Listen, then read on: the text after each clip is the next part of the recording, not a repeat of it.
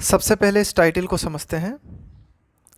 Under Overlord. Under का मतलब है किसी के नीचे होना, किसी के तहत होना। ओवरलॉर्ड का मतलब होता है कि कोई ऐसा व्यक्ति जो आपके ऊपर है और जिसके पास ग्रेट पावर है और जो आपको कंट्रोल कर सकता है। यहाँ हम बात करने वाले हैं दिल्ली के संबंध में।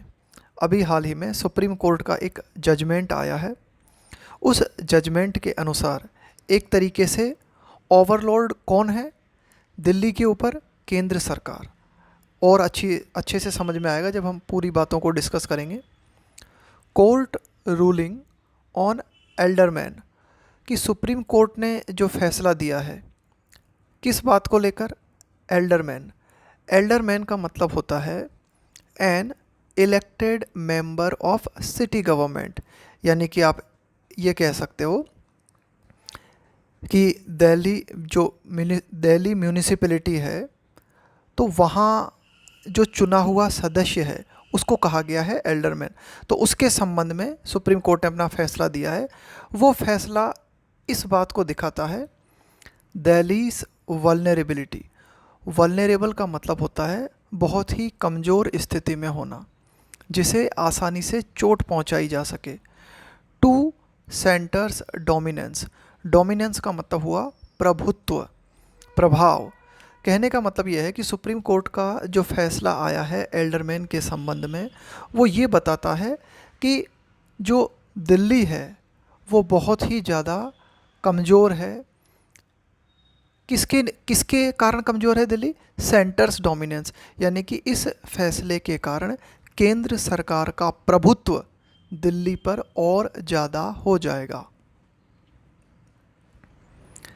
The supreme court of India's verdict holding. Hold का मतलब है कायम रखते हुए, बरकरार रखते हुए। तो सुप्रीम कोर्ट ऑफ इंडिया का जो वर्डिक्ट है, जो फैसला है, जिसमें इस बात को बरकरार रखा गया है दैट कि the lieutenant governor of Delhi exercises. Exercise का मतलब होता है प्रयोग करना, कि दिल्ली का जो लेफ्टिनेंट गवर्नर है यानी कि जो राज्यपाल है वो प्रयोग कर सकता है इंडिपेंडेंट अथॉरिटी वाइल। कुल मिला के वह अपनी इंडिपेंडेंट अथॉरिटी का, अपनी स्वतंत्र शक्तियों का प्रयोग कर सकता है। कब? While appointing alderman to the Delhi municipality corporation. कि जो दिल्ली म्यूनिसिपैलिटी कॉरपोरेशन है उसमें लेफ्टिनेंट गवर्नर के द्वारा जो सदस्य नियुक्त किए जाते हैं, जो नगर प्रशासक नियुक्त किए जाते हैं, उन्हें नियुक्त करने के दौरान दिल्ली के जो गवर्नर हैं वो अपनी इंडिपेंडेंट अथॉरिटी का प्रयोग कर सकते हैं। तो ये फैसला इस बात को अंडरस्कोर करता है। अंडरस्कोर करने का मतलब होता है हाईलाइट करना। The utter vulnerability. अटर का मतलब है एब्सोल्यूट, कंप्लीट, और वल्नरेबिलिटी का मैंने आपको मतलब बताया। वल्नरेबल का मतलब होता है बहुत ही कमज़ोर स्थिति में होना। Of the elected government of the national capital territory of Delhi to central overlordship. तो इस फैसले के कारण ये फैसला इस बात को हाईलाइट करता है कि जो राष्ट्रीय राजधानी दिल्ली की जो चुनी हुई सरकार है वो काफ़ी ज़्यादा कमज़ोर स्थिति में है। यानी कि एक तरह से वो अधीन हो गई है इस फैसले के कारण। किसके अधीन? सेंट्रल गवर्नमेंट के अधीन। सेंट्रल ओवरलॉर्डशिप है ना। तो कुल मिला के सेंट्रल गवर्नमेंट जो है उसका प्रभाव दिल्ली गवर्नमेंट पर बढ़ गया है। द जजमेंट बाय अ 3 जज बेंच राइटली रिलायस ऑन। कि ये जो जजमेंट दिया गया है 3 सदस्यीय जज के द्वारा, ये बिल्कुल ठीक रिलायस ऑन। रिलाई ऑन का मतलब होता है किसी चीज़ पर डिपेंड करना।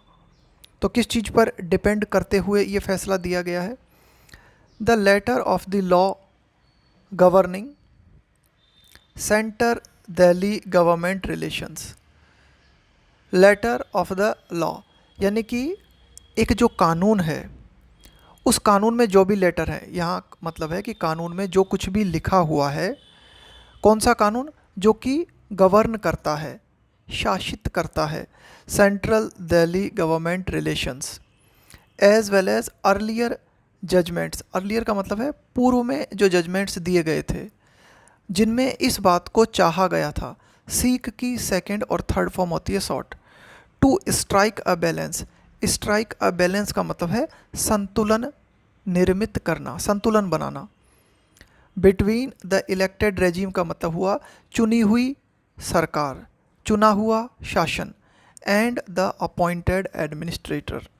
तो कुल मिला के देखो, ये जो जजमेंट दिया गया है 3 जज की बेंच के द्वारा, उसमें किस कानून को आधार बनाया गया है? उस कानून को आधार बनाया गया है जो कि केंद्र और दिल्ली सरकार के संबंधों को परिभाषित करता है।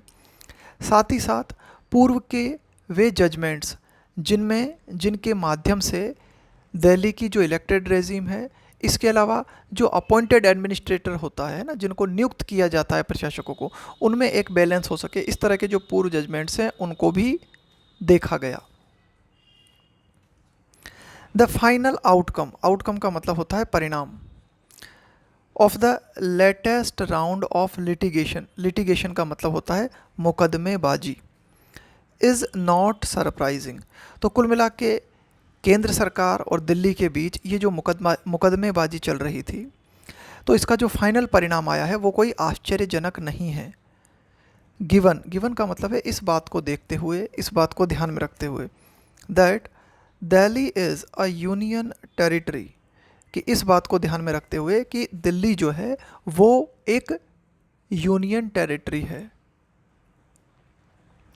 बट इट रेजेस क्वेश्चंस, लेकिन रेज का मतलब है उठाना, क्वेश्चंस यानी कि ये फैसला जो आया है ये सवाल उठाता है, सवाल खड़े करता है किस संबंध में? About the relevance of having an elected assembly for Delhi.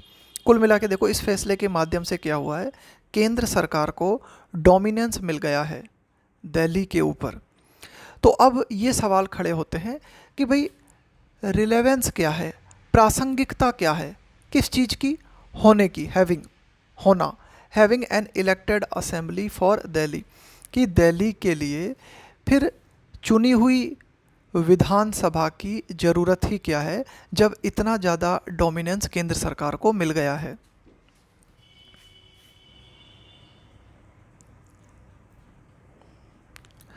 The court held, court ने इस बात को कायम किया, that the lieutenant governor's power to appoint persons with special knowledge in municipal administration is his statutory duty. Statutory का मतलब होता है कानूनी, वैधानिक।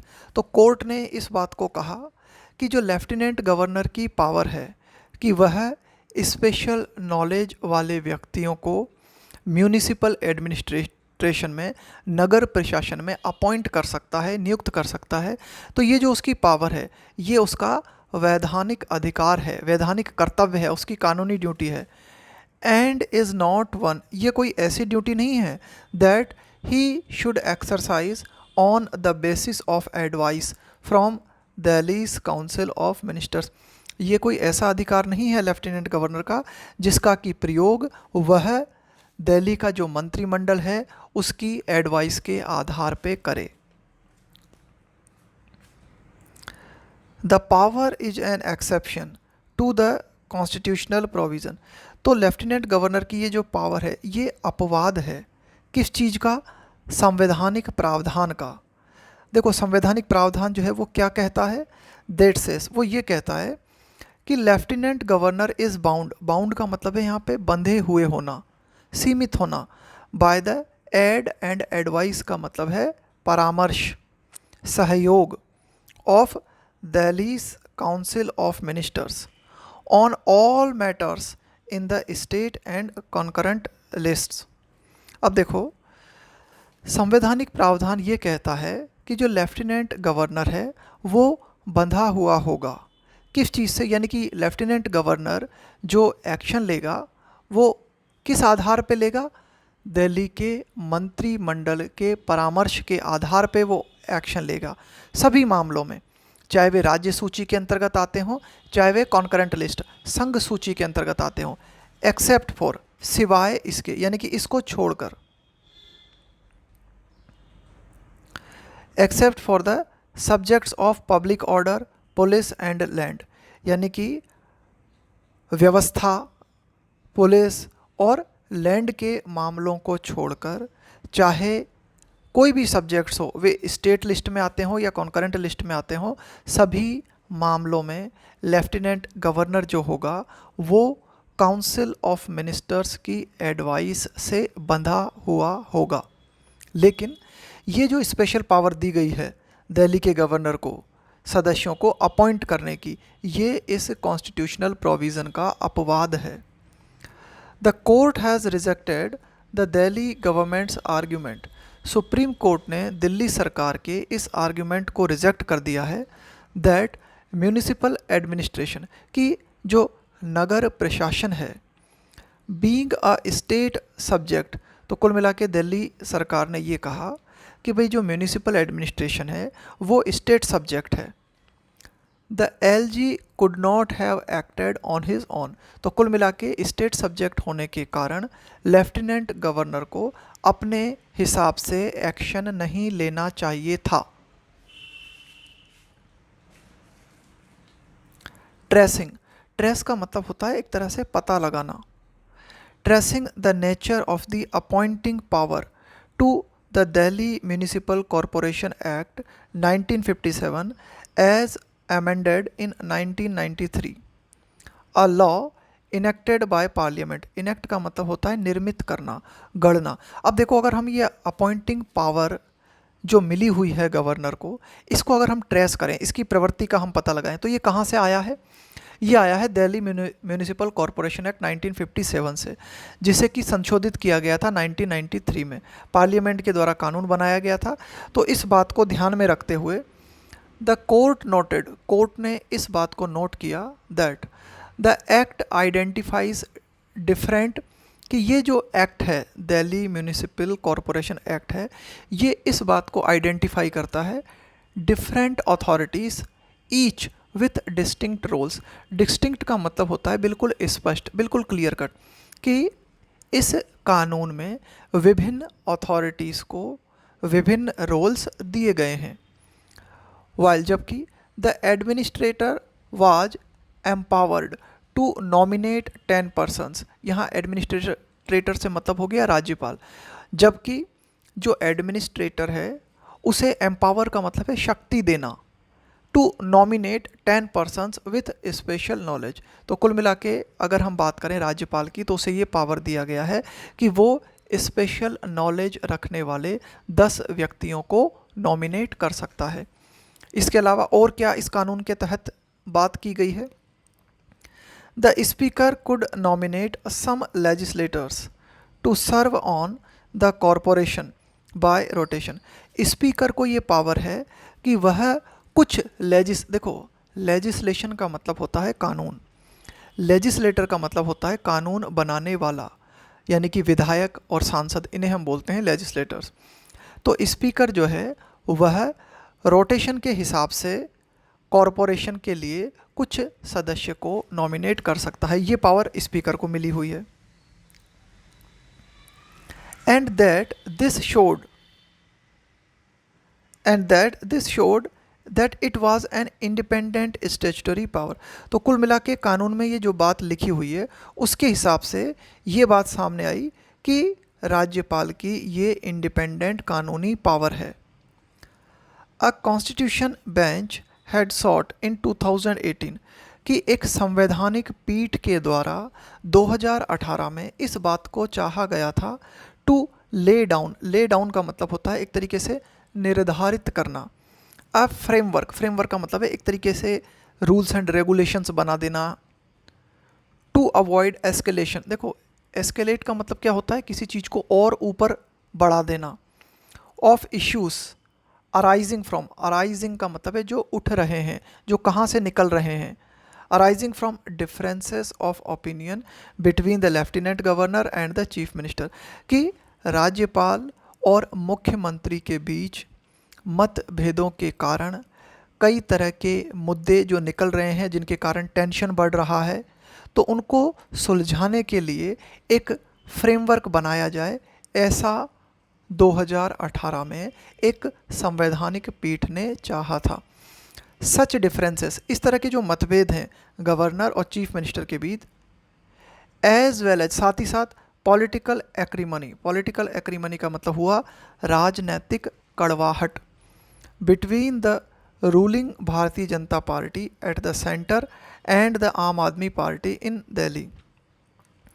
तो एक तो हो गए मतभेद मुख्यमंत्री और राज्यपाल के बीच। दूसरी बात, ये जो राजनीतिक कड़वाहट है, रूलिंग का मतलब है जो सत्तारूढ़ है, यानी कि केंद्र में भारतीय जनता पार्टी और दिल्ली में आम आदमी पार्टी के बीच जो पॉलिटिकल एक्रीमनी है, एक तो ये हो गया। और हो गया सच डिफरेंसेस, इस तरह के जो मतभेद हैं, have been the principal driving force. देखो, ड्राइविंग फोर्स का मतलब है कि वो कौन सी ताकत है जो चला रही है किसी चीज़ को। बिहाइंड मल्टीपल का मतलब है बहु, कई। कॉन्फ्लिक्ट्स का मतलब हो गया संघर्ष, एंड लीगल टशल का मतलब हो गया कानूनी लड़ाई ओवर गवर्निंग दिल्ली, यानी कि दिल्ली को गवर्न करने को लेकर, दिल्ली के ऊपर शासन करने को लेकर जो कई तरह की कानूनी लड़ाइयाँ हैं, कई तरह के जो संघर्ष देखने को मिल रहे हैं, ये कहाँ से जो है चल रहे हैं? ये चल रहे हैं मतभेदों के कारण। मतभेद किनके बीच में?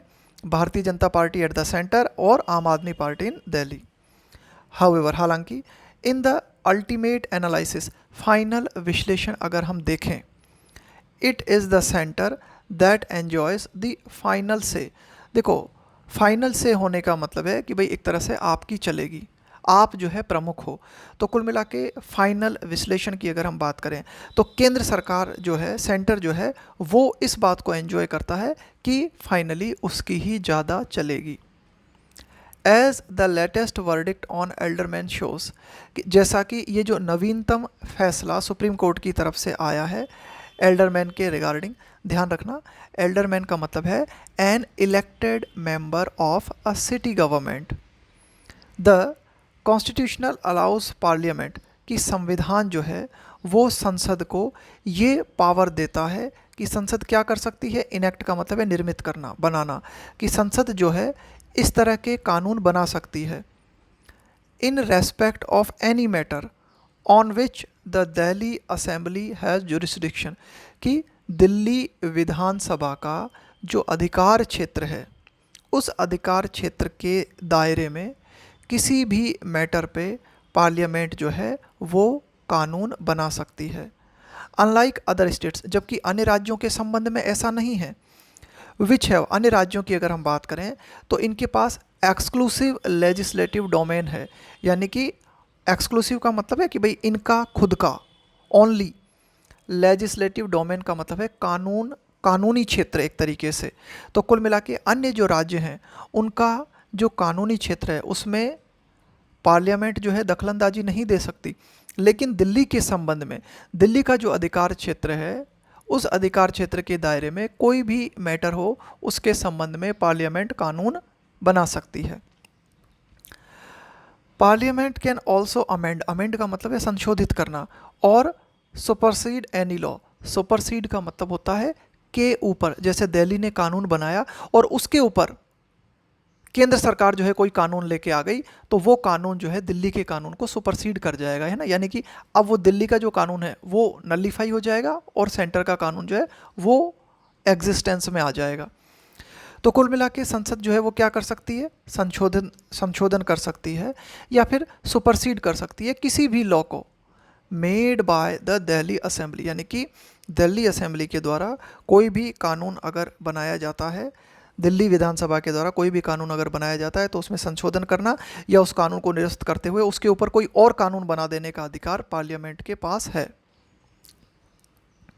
As legislative and executive powers are को एक्सटेंसिव।